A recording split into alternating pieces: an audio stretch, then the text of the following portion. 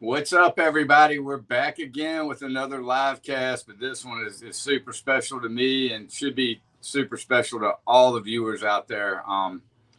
Everybody knows it's Veterans Day, a pretty special time of the year for Bass 365. We've always done a lot to support our troops, and today we got a special, very special guest that want to bring on and have kind of talk about what's going on with him and how he's dealt with some things over the past and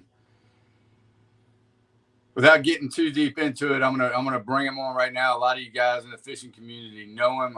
Brent Homan, good friend and a hell of a person. So here he is. Brent, what's happening, brother? Hey, Ed, not much. Just got back from a veteran ceremony, so it's been a good morning. First of all, I want to thank you from me, my family, and the Bass 365 universe for your service, man. We talk a lot about guys that have given everything, and you're definitely one of them. Just because of guys like you, we're able to do this on a Thursday afternoon. So thank you very much, sir. Well, I really appreciate it, and I know you mean it, and it does mean a lot to all the veterans when you tell them thank you. So, Brent, if you want to just, without getting into too much, just give us a little history of your, a little bit of your background and how Okay. you got kind of to where you are today. Okay, so I grew up fishing most of my life. I started fishing when I was 4. As soon as I could hold the rod, I'd go fishing with my dad. And I fell in love with fishing then. And then I grew up in Iowa, the Midwest, so I never fished for bass. My dad didn't believe in it. And they said they're junk fish. So fast forward about 20 years, well, 15 years. I joined the Army when I was 18. I was stationed at Fort Hood, went to infantry basic training down at Fort Benning, Georgia, and graduated basic and then was stationed at Fort Hood. And that's when I was introduced to bass fishing and tournament fishing and kind of fell in love with it. I met a guy from California that fished semi-professional. I guess he fished the opens and comparable to that level when he lived in the Army. I lived in California before he joined the military. And we just started fishing tournaments together, and I fell in love. He taught me how to use a bait caster. I mean, I grew up on spinning rods, and irony is I hate a spinning rod now, but you have to do it at any level that you fish now. Um, so joined the Army when I was 18, deployed to Iraq in 2004, spent a year in Iraq from 04 to 05 in Baghdad. Came back and was redeployed back to Iraq in 2006 to 2007. 2007, I was injured by an IED June 10th of 2007. I was a Bradley Commander lead vehicle. It was a nighttime patrol. We were going out to secure some engineers that were actually filling in IED holes that they were using to blow up other vehicles. Halfway there, I called and got my GPS, tried to get the GPS coordinates of the unit I was linking up with, and popped outside my hatch with my handheld GPS because that's all that was working in our vehicles, and took an IED to the right side of my body, kind of the frontal and right side. I ended up losing my right eye. My whole right arm was rebuilt. I suffered a pretty significant brain injury and multiple surgeries. Was able to save my thumb. It was nearly amputated during the IED, and came home, started going through rehab, started trying to figure out what to do with my life, and got into fishing again, which I never thought would be possible after my injury, because you just don't know what to expect. You don't know what you're going to be capable to do. But my philosophy was during my recovery, I didn't listen to anybody that told me I couldn't do something. I love to prove people wrong, and I worked my tail off to get to where I could be as normal as possible. fast forward a little bit more. I started fishing the local trails around in Texas, Bass Champs, Fishers and Men, Texas Team Trail. The local stuff that was close by that didn't require me to be gone for a long time because I was in between surgeries and physical therapy and occupational therapy. And then I teamed up with Josh Douglas, a name you might know. He actually wrote an article for Bass East at the time when it was Bass East, and we started fishing the opens together as professionals. And that was in 2011. And since then, I've been fishing professionally since 2011, and I use my boat as a platform to share my story of my struggles and everything I've been through. And I try to help anybody that needs to hear that there's hope beyond injury, and there's hope when you're in a dark place, because all you need is a little glimmer of light to light up the world. And you just got to find it. You got to make a choice, and you got to get going. You got to get up every day and try to make every day the best day you can. And that's what I've chose to do, and that's my motto, is to live every day like it's your last one. Brent, it's so sad what's going on today, and a lot of people don't think about veterans until Veterans Day. It's a big deal. Everybody makes a big deal of it, but guys, it's something we need to be thinking about every day, not just today, every day. These guys have truly sacrificed, and I'm fortunate enough to call Brent a friend. We've been buddies for a while, and Long time. watch some of the stuff that he's gone through, and I get it as best I can.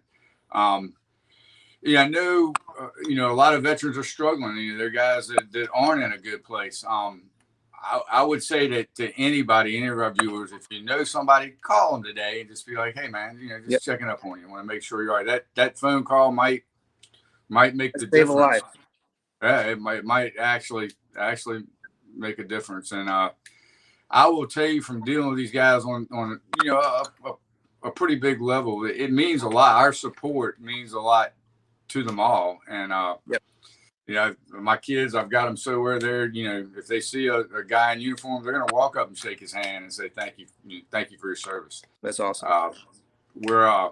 We're allowed to, again, like I said, allowed to do this because of sacrifices like guys like you. And can you talk a little bit about some programs? Like if a guy like me, if I know somebody that's struggling and need to try to get them some help, what's out there, what's available for us as citizens to kind of get involved in? Best thing I can tell you is do a search of the local veteran organizations around you.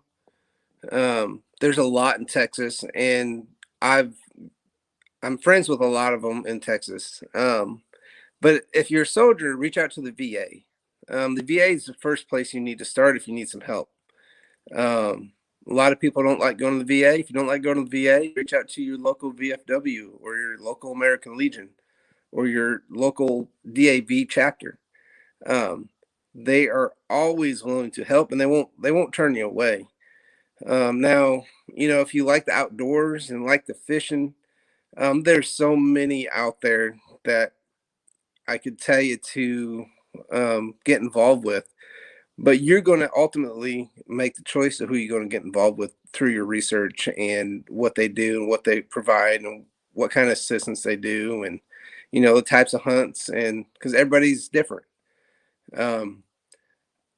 I personally, in Texas, I use the Lone Star Warrior Outdoors. They're out in East Texas, and Operation hold on.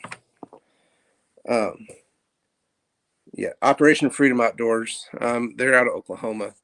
And then there's the Hookset Brothers. I actually went through physical therapy with Adam, one of the founders of that organization. And he says I was one of the inspirations of why he wanted to start doing that in the very beginning. Um, didn't know that till later in life when we connected again.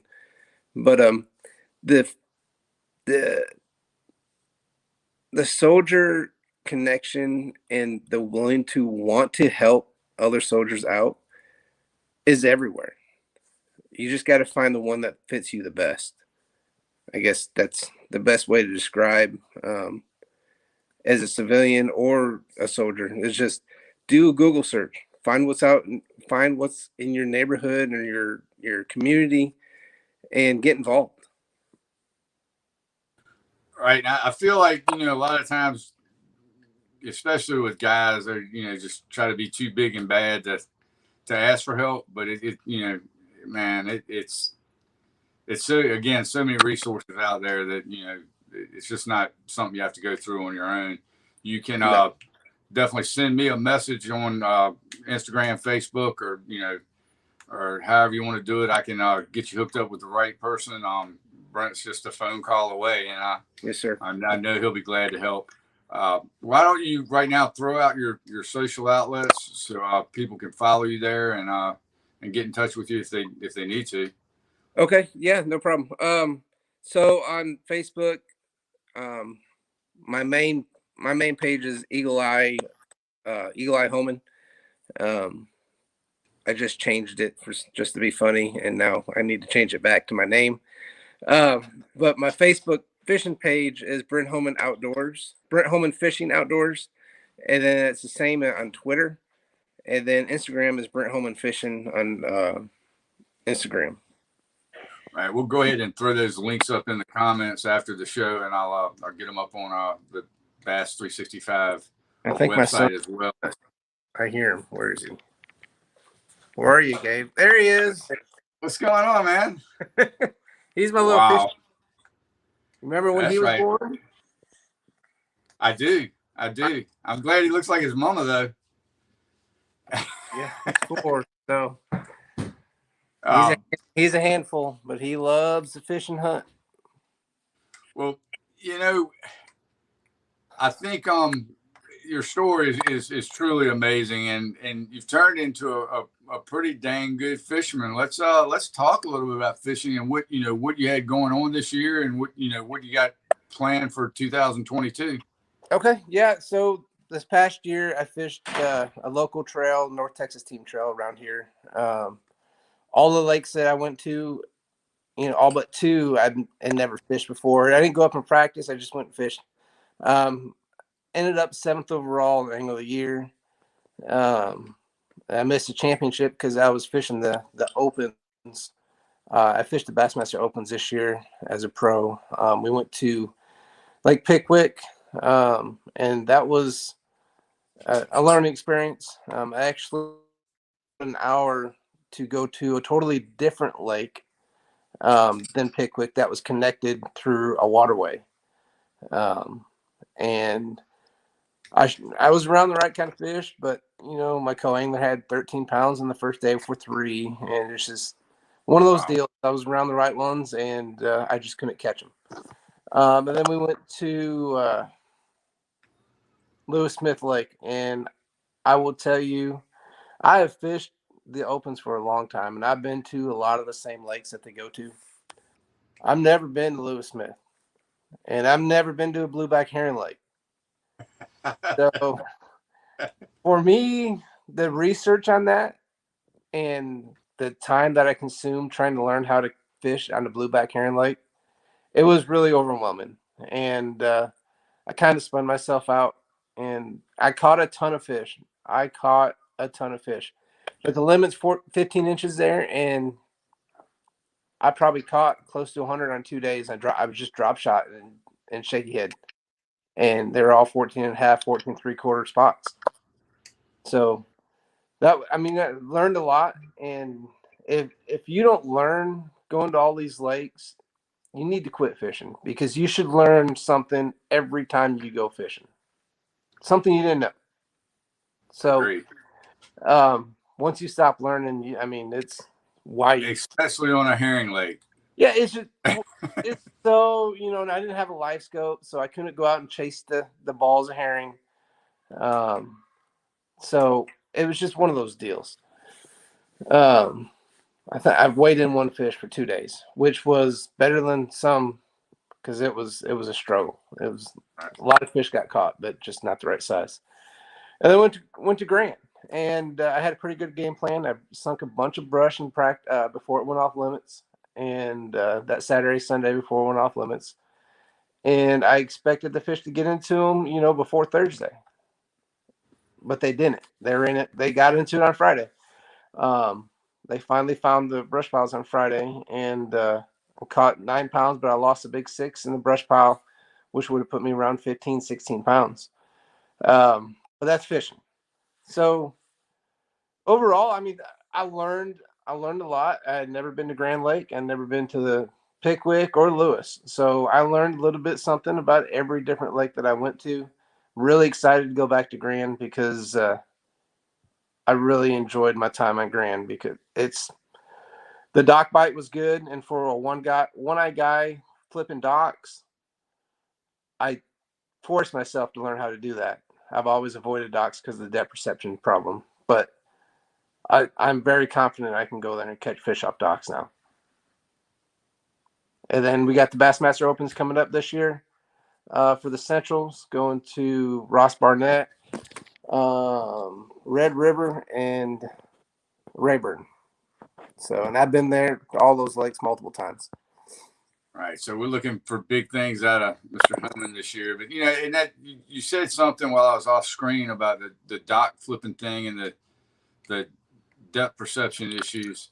Man, it's hard enough with not having obstacles in front of you to catch these fish. And again, it just adds to your story of what you've overcome to get to where you are today. And I think that it's something to be said for your drive and perseverance there.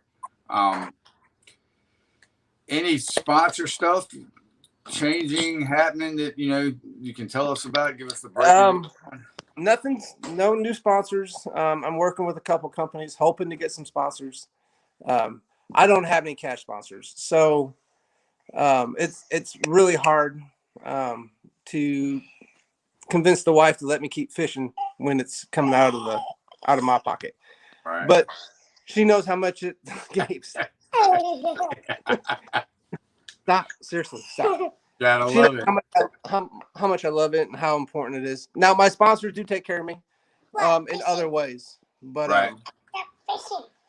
So Skeeter boats I've been with forever. And Yamaha I've been with for them. American Bait Works. They're like family. So most of my sponsors that I have, I knew before I was ever with them. If that makes sense. I had a relationship with them before I even, considered them to be a sponsor. So, and that's what I was told a long time ago by a really good angler named Kelly Jordan, who was my mentor. He was like, you don't need a lot of sponsors. You need the ones that feel like family to you, that will treat you like family, that will take care of you. And that's what I got. Power pole. Hook will be new this year for 2022. Sunline, Freedom Tackle, Set the Hook, Net Bait, Halo, Scum Frog, Snag Proof, and American Bait Works, and Amp Marine. Those are all the ones I got right now. And, they give me the ability to get out on the water and have the tools to be able to fish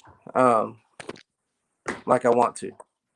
Right. And guys, I'll tell you, as you watch this now live and after the fact, go support the companies that support guys like Brent and really all the anglers, but Brent especially. I mean, it's been a cool journey to watch you get from where you were when we met to where you are today. And I won't hold Kelly Jordan mentoring you against you. He's like my best friend. He's.